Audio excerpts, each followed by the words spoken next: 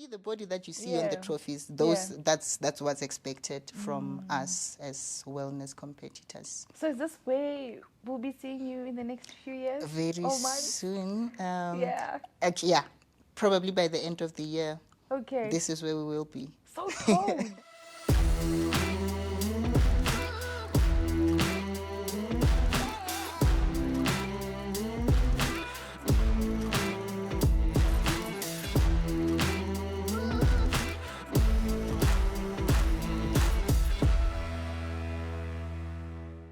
Welcome back to another amazing episode. My name is Sally Sutole and you are watching The Campus Live.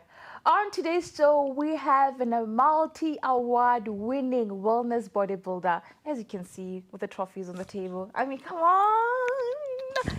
The story is truly inspirational. I just can't wait to dive deep into how did we get here to be a multi-award winning bodybuilder. I'm very interested. Well, in studio joining me today is Maite Makgato, all the way from Limpopo. Thank you so much for joining me. Hi, Sally. Thank you so much for inviting me. Oh, it's a pleasure. It's a pleasure. Thank you so much for gracing us. And congratulations, first of all. I'm seeing beautiful things here. But before we get to that, who is Maite? I know she's from Limpopo, but who is she? Well, I would say Maite Makgato is a very ambitious woman. I'm driven. I love winning, so I always go for what I want. Yeah. I believe in motivating other people and helping other people. So where I go, I give some love, and I go where there's love. Yeah. That's just me. I love it. I love it. So I'm trying to imagine when you were in preschool, when people were asking you, Maite, what do you want to be when you grow up? What was your answer? I wanted to be a teacher. I wanted to be a teacher, and you know, when we were playing as kids, I would always play a role of a teacher. So, but today here we are. I don't know. So what happened? what went wrong? You know. I guess when we grow up, we outgrow other things. So yeah, as well, when you get to school, you see how teachers are being treated, and I was like, I'm not sure if I'll be able to stand that, because you get some kids who are very disrespectful at school. So being a teacher, you really need to have a thick skin, because it's not easy dealing with those kind of situations. So I guess that's where I ended up changing my view. Yeah. So let's talk about where it all started. Family, background, high school. How was it like?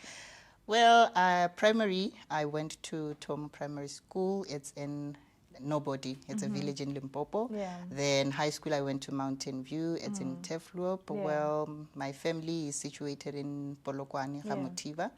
So yeah, they're very big. We are a big family, actually. I live with my parents, my sisters, and my brother.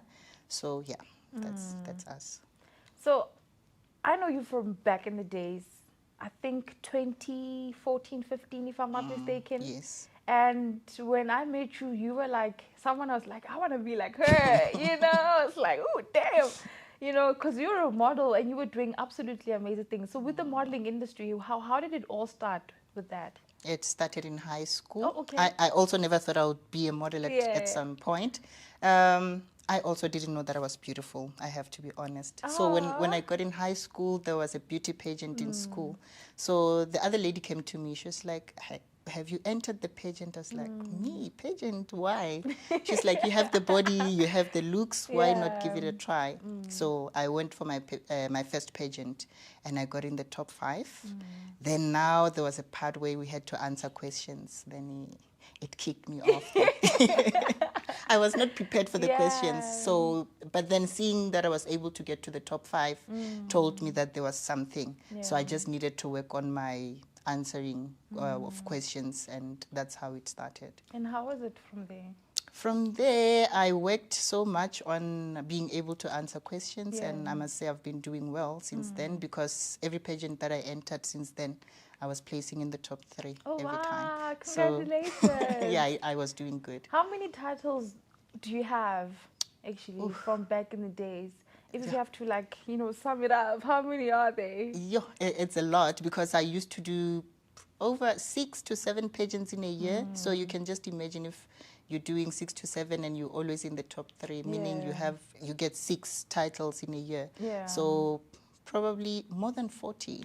More than 40? Yeah, it should be more than 40 because I started 2010. Yeah. And I World only Cup, stopped. yeah. Okay. Yeah, no, I had a lot. Yeah, wow, what a beautiful journey, you know. But like now, transitioning from not seeing yourself as beautiful, not seeing yourself as I qualify to enter a pageant, I qualify to be on the stage, to now winning over 40 pageant titles. How was the journey like? It was amazing because you know beauty pageants are not just about beauty, because for me I thought you just need to be beautiful, then the rest are okay. So it helps you to be open to helping people, because I also learned that when you get a title, you need to use the title to uplift other people or help the community. That's why I ended up starting my own pageants to groom other women and other guys to actually be able to believe in themselves. Because if I was shy as I was, or not believing in myself, it probably means there are other people who go through the same thing. So I had to show them, you know what, this is where I was, this is where I am now. So with you being where you are now, if you believe in yourself, you can get to where I am. So I used my weaknesses to uplift other people. Wow. Yes. When what has been, I don't know, a title that you look back and say, this is my proudest title in the modeling industry? It would be the Miss Limpopo Model of the Year. Okay. I got second place, but I must say I worked more than the queen, because you know there are people who would win and just vanish and you never see them again. So that title really worked for me, because I got opportunities to be interviewed in different radio stations, and it also opened up for some sponsorships for the pageants that I was hosting. So that one worked very well for me. And if a model has to ask you actually to say what has been the biggest lesson in your modeling journey, what would that be? The biggest lesson was to always be humble, because you enter in a room full of beautiful people, and now some people would think I'm better than everyone. So for me, I entered the room always believing that I need to be humble, and doesn't matter how beautiful I am, I always have to love other people and help them, because sometimes there was a time I broke my shoe backstage, so I only had one pair. So I got sisters who actually helped me or borrowed me their shoes. So what I've learned from that was, as much as we were going to compete, you still have to be able to help another person. It doesn't mean because we are going to compete now, we are enemies. So if we are sisters, my win should be your win. So that's what I learned from beauty pageants. You know, speaking about help, you might have forgotten this, but I won't, because something that I experienced when I started in the modeling industry, in you know the early stages. There was a time, you know, I didn't have much experience, and I didn't have like financial resources to like buy dresses, and I didn't know you a lot. I think I saw you twice maybe, and I reached out, like, hey, can I borrow a dress, you know? And you actually borrowed me a red dress. I'm not too sure if you remember. So it was like, I remember. You remember? It was the like bubble a corset, corset red dress, you know. Remember, And I was just like, wow. So she doesn't know me, but yet she'll just borrow me a dress just like that. So for me, it was like a fulfilling moment for me to be like, you know, somebody has got your back, you know. So thank you for that. Thank you. Thank you for reminding me. I actually forgot about it. Thank you for that. And I think from there, my modeling journey just went, you know. It went well. It went really well. Although now I regard myself as a former beauty, you know, queen. But it's not about me today. It's about you. But 40 titles later, you decided to transition into a different industry. What was that turning moment for you to be like, let me go into something different? What happened that made you say, like, you know what, bye-bye. I've learned a lot. I've grown. I have, you know, explored. And yeah, but what was that moment where or a situation or a circumstance that made you be like, you know what, I think this is time where I have to part ways? Yeah. So I'd say the transition actually started when I got pregnant. Remember back in the days when you had a child, the opportunities were less for you as a beauty pageant or as a beauty queen. Yeah. So I just accepted Ugote. From here, it means I won't be a Miss SA, so it's okay. Yeah. And I was not planning to settle for anything less, because I think so far I have done all the provincial pageants and I was starting to go national. So if I had to now go back to doing provincials, it was going to be me setting myself back. Yeah. So I was like, you know what, okay, let's just forget about pageants. That's when now I got pregnant, I gave birth, then I lost my son, he passed. I'm sorry So about that. it's okay. Yeah. I've made peace with that. So after his passing, I was not doing well. I had to relocate. I was staying in Limpopo, then I moved to Northwest because I felt I needed a different space. Yeah.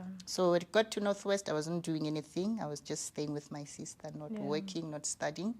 So she said, you know what, there's a gym down the road. Maybe instead of just sleeping the whole day, you can just go there and keep yourself busy. Yeah. So I started going to the gym. The first 3 months, I started seeing something. No, man. No, something is happening. Yeah. What's this? So yeah, I met a few people at the gym. So this other guy said, firstly, we can see that you can lift heavy weight. That's nice. And you are doing proper forms. How about we introduce you to some of the competitions that we know about? It's like, okay, show me. I would really like to do that. Yeah. So I didn't know about powerlifting. I didn't know about bodybuilding. So the first competition that I was introduced to was powerlifting. So powerlifting now, you compete with the weights. How heavy can you go? Yeah. So I started with powerlifting and it was good. But one of the reasons I stopped was it doesn't focus much on the appearance. It's more about the strength. Okay. So I felt I needed my body to look good than just being strong. Yeah. Then that's when I switched to bodybuilding. So with bodybuilding, yeah, the same guy was like, okay, because you're not interested in powerlifting anymore, there's bodybuilding. So bodybuilding focuses on building the body. Then, well, we decided to take our chances. We went for our first competition with lack of knowledge, lack of proper preparations. We went, we did our first competition and I got second place. Oh, wow. So, yes. Congratulations. Thank you. So that actually built my confidence more to say, if you were able to get second place without preparing properly, then it means you can take first place if you prepare properly. Yeah. Then from that competition, I never stopped. Yeah. I've been competing every year. Yeah. Win after win, you know. Slaying and slaying. But like mentally, after losing your child, like you said, and now transitioning, how was that for you though?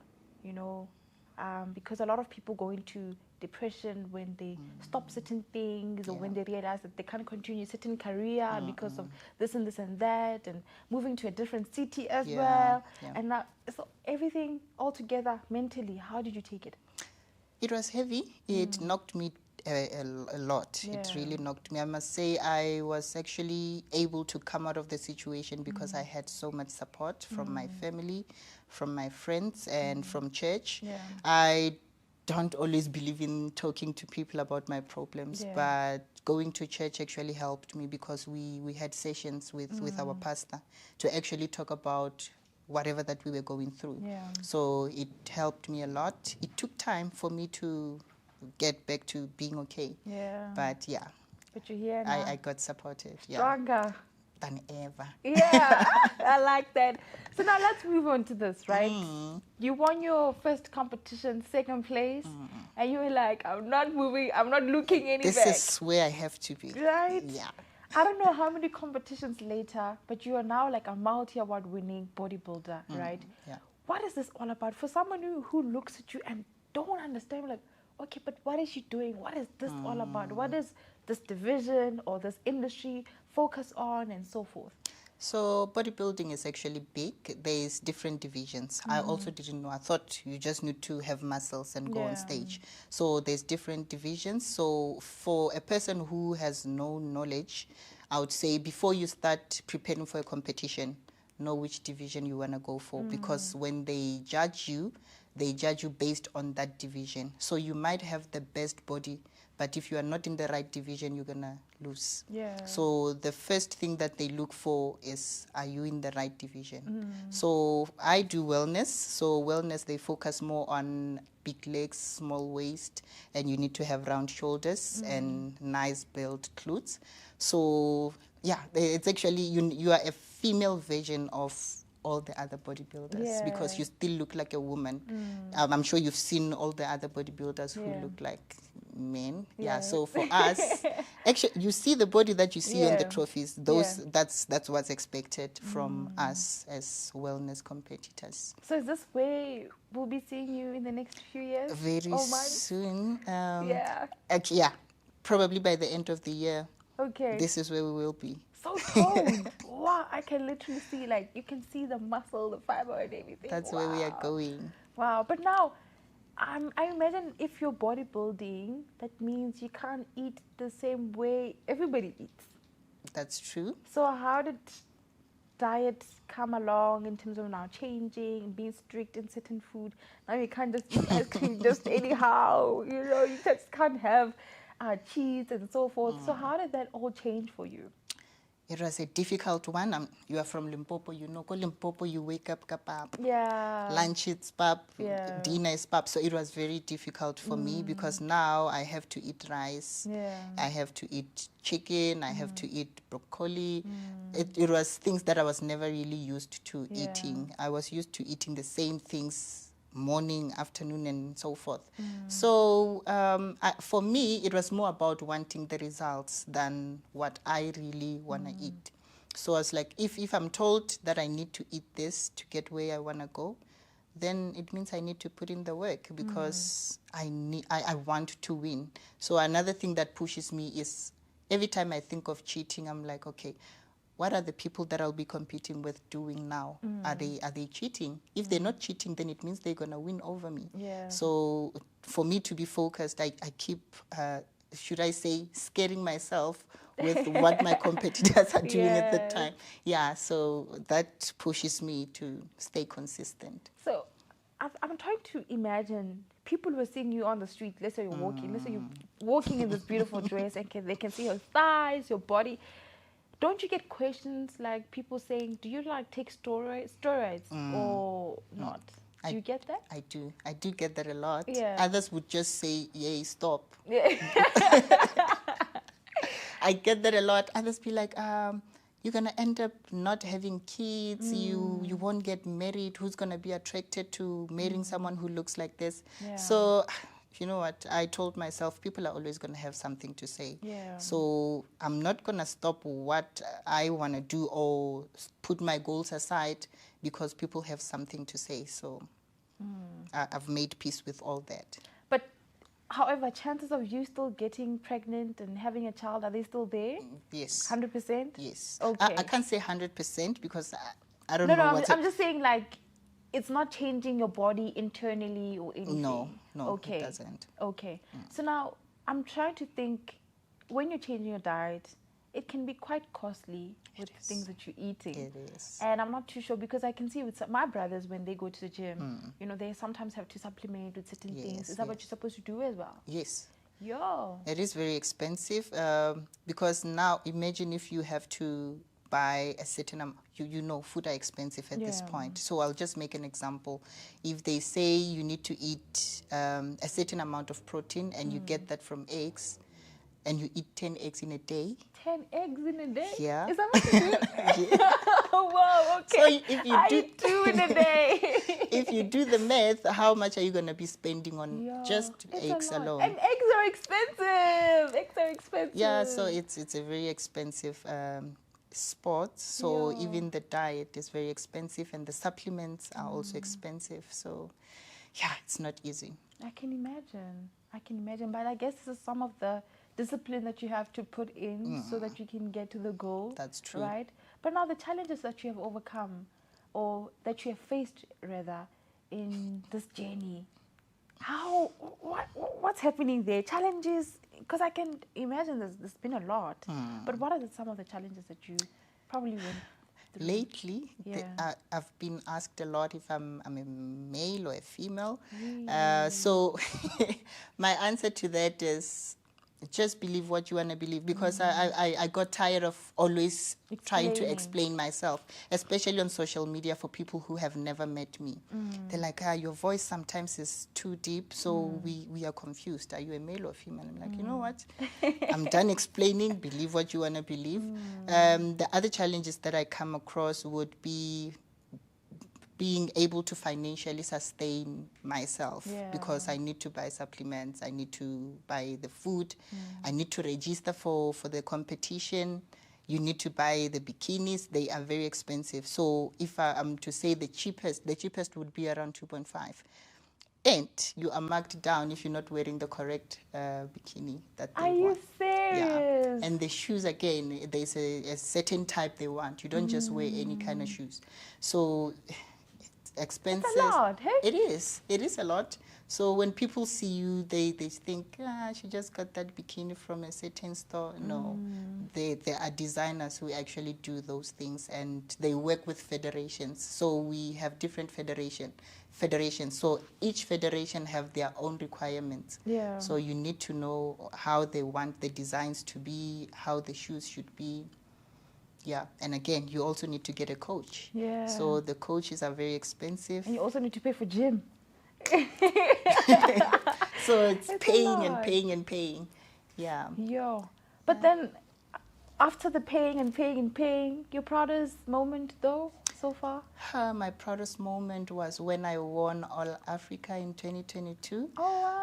Yes, I didn't think I was going to win, because Yeah. my body was exhausted. Even my coach was like, you know what, your body is not responding anymore. That's because I competed the whole year. Like I did 4 competitions. So you need to at least take a break for your body to recover. And how long is the break? How long? How long is the break if you have to take a break? At least 3 months. Oh. So I was taking competition after competition, meaning I didn't take any break from my diet, from my working out. So my body was very tired. I could see it myself. I could, no. Yeah. Here I'm just going because I was preparing. Yeah. So, but when I got there, to my surprise, I won. So yeah, I Maybe your body was saying, what are you doing? This is it. This is the winning body. Yeah, so it was amazing. And another thing, I was the only black, actually the first black to win. What? Yeah, that was really amazing to me. Congratulations. Yes. So I rewrote history. Yeah, wow. So when they say the first ever black person to win the national competition, that was me. Since it was established? Yes. Wow. So, yeah. Yo, so how is the future confirm. looking like? I know you have a competition coming up soon. Yes, I'm competing on the 29th of June, and my goals for this year is to go overseas, because last year I qualified, but I couldn't go because of sponsorships. I didn't have financial sponsorships. So this year I really hope I will be able to present myself better and get sponsors and go represent my country. Yeah. And possibly come back with a pro card. You know? Because I want to get a pro card. Yeah. And more awards. I want them to fill this table. Yeah, so the next time I come back, I'm going to bring everything. Yeah. Wow, I'm so proud of you. Thank you. I'm so proud of you. But like, let's talk about somebody who is afraid of transitioning to a different industry, or they're in a season where things are just not working out for them, but they're just scared of taking the leap of faith to transition, to go into a different industry. Maybe it could be a job that is not saving them anymore, but they're just afraid to leave things as they are and look for alternatives and so forth. What would you say to that person who's afraid to change routes? I'll say you'll never know until you do it. So you wouldn't know that something is going to work if you don't do it. So you need to take chances. Life is all about taking chances. Nothing is guaranteed. Well, we would say, what if it doesn't work? But what if it actually works? So in order for you to to see if it's going to work, you need to take those chances and go out there and do it.